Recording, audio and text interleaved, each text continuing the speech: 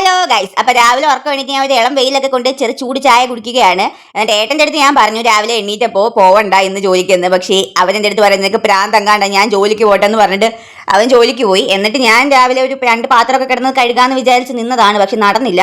എനിക്ക് വയ്യാതെ ഞാൻ പിന്നെ വന്നങ്ങ് കിടന്നു. എനിക്ക് ഒട്ടും വയ്യായിരുന്നു നിൽക്കാനൊന്നും.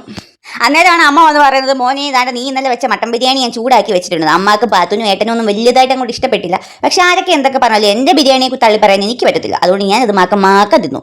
പിന്നെ രാവിലെ എന്റെ വീട്ടിൽ സമയം നോക്കാതെ 10 മണിയായെന്ന് ഉറപ്പിക്കുന്നത് ഈ സാധനം ഇവിടെ എണീറ്റ് വന്നിരിക്കുമ്പോഴാണ്. 10 മണിക്കാണ് എണീറ്റ് വന്ന് ചായയൊക്കെ കുടിക്കാറുള്ളത്. പിന്നെ കുറച്ച് തുണിയൊക്കെ ഉണ്ടായിരുന്നു, അതൊക്കെ ഞങ്ങൾ കഴുകി. പിന്നെ രാവിലെ കഴിക്കാൻ വേണ്ടി ഇന്നലത്തെ ബിരിയാണിയാണെന്ന് അവളോട് പറഞ്ഞപ്പോൾ അവൾ എൻ്റെ അടുത്ത് പറയാം, നീ എന്നെ കൊല്ലാൻ വേണ്ടിയാണ് രാവിലെ ഉച്ചയ്ക്ക് രാത്രിയിലൊക്കെ ബിരിയാണി തരുന്നതെന്ന്. സത്യം പറഞ്ഞാൽ എൻ്റെ ഭാഗത്തുനിന്ന് ഇവക സാധനങ്ങളൊന്നും ഇഷ്ടമല്ല. എന്താ വരാല് മീന്, ഉരിക്കുന്ന മീന്, പിന്നെ ബീഫ്, ചിക്കൻ, ഇതൊക്കെ വല്ലൊരു കാലവും വാങ്ങിച്ചാൽ മാത്രമാണ് എൻ്റെ ഭാഗത്തുനിന്ന് ഇഷ്ടം. അല്ലാതെ നമ്മൾ അടുപ്പിച്ചങ്ങനെ വാങ്ങിക്കുകയാണെങ്കിൽ അന്ന് യുദ്ധമാണ്. അല്ലെങ്കിൽ എൻ്റെ ഭാഗത്തുനിന്ന് കുറച്ച് സാമ്പാറും തോരനും ഒക്കെ മാത്രം മതി. അപ്പം ഇത്രയേ ഉള്ളൂ, ടാറ്റാ.